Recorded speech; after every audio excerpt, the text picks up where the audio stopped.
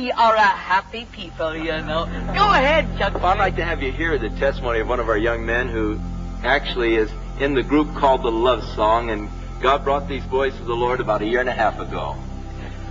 Well, my story is kind of typical, I guess, of a lot of young people nowadays. My search for God started when I started taking drugs, and I got sort of caught up into the whole thing that was happening with the lyrics from the Beatles. And just about the time I started taking drugs, Sgt. Pepper came out, and I was looking to all these men for answers, and trying to follow this path of the way hippies were going. You know, I sold all my possessions, and I went to Hawaii to live in a cave and to live off the land and stuff. And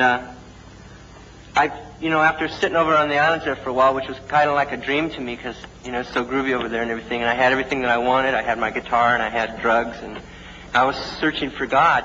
And I just realized that God really wasn't anywhere in the world. Like, I couldn't go to a place to find Him. And I found this vacuum in my heart that wasn't satisfied. And I realized that I wasn't doing any man any good sitting on a rock over in Hawaii. So I came back to the mainland, and I ran across, I started hearing about the Bible and some of the scriptures in the Bible, and I heard the scripture that said, "Seek and you will find." And it impressed me as a promise that God was promising me if I looked hard enough that I would find Him.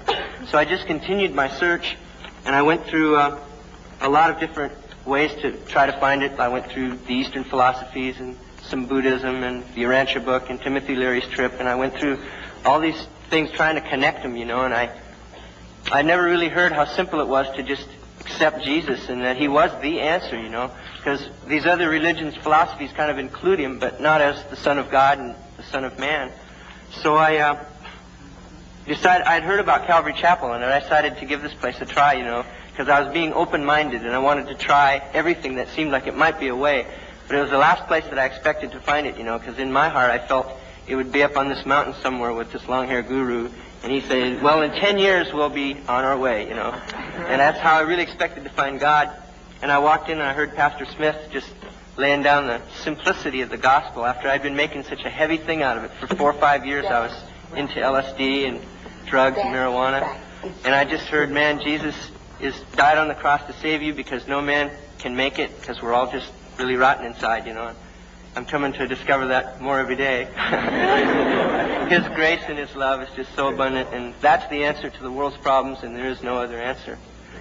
So, being a musician, I wanted to dedicate my talent to the Lord, and the same with the fellows here in the group.